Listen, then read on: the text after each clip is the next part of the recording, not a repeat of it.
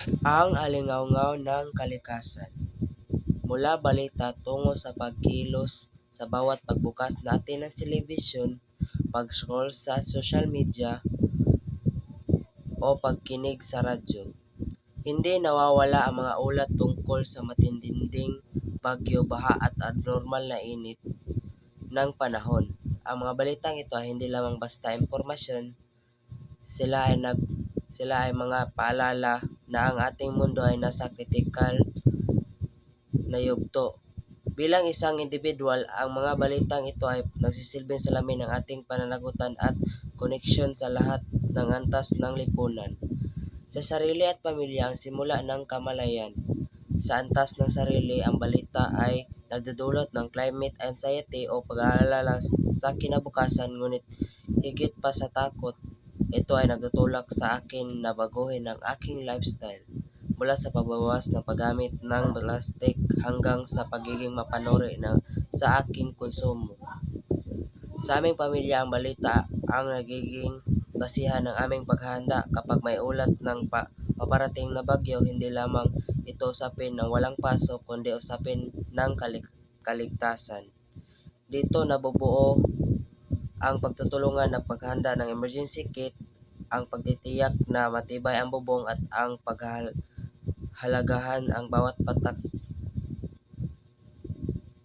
ng tubig at kuryente. Ang pamilya ang nagsisilbing unang paaralan ng pagmamalasakit sa kalikasan sa mamayan at bansa. Ang likas ng kolektibong aksyon. Sa aking pagtanaw sa mga mamayan, nakikita ko ang epekto ng balita sa ating bayanihan.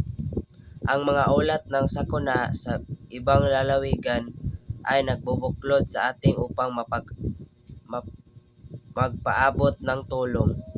Gayunpaman, ang balita ay dapat ding magsilbing hamon ng ating mga pinuno bilang isang bansa na madalas bagyuhin ng bagyo. Ang Pilipinas ay nasa sentro ng laban na ito. Ang mga balita tungkol sa kakulangan ng mga puno o polusyon sa ating mga dagat ay dapat maging mitsa ng matitinding pulisya at proyektong pangkalikasan na hindi lamang pansamantala kundi pangmatagalan.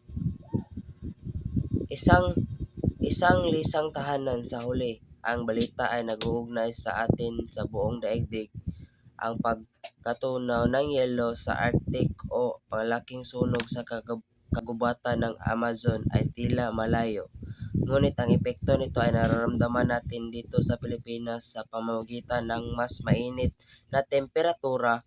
Ang krisis sa klima ay walang pinipiling nasyonalidad. Ito ang isang nangangailangan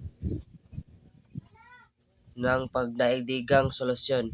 Ipinapaalala ng mga balitang internasyonal na tayo ay nakatira sa isang global village at ang pagkilos sa isa ay may epekto sa lahat.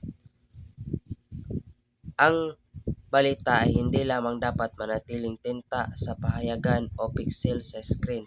Ito ay isang tawag sa pag-uugnay ko ng mga ulat na ito sa aking sarili, pamilya at bansa.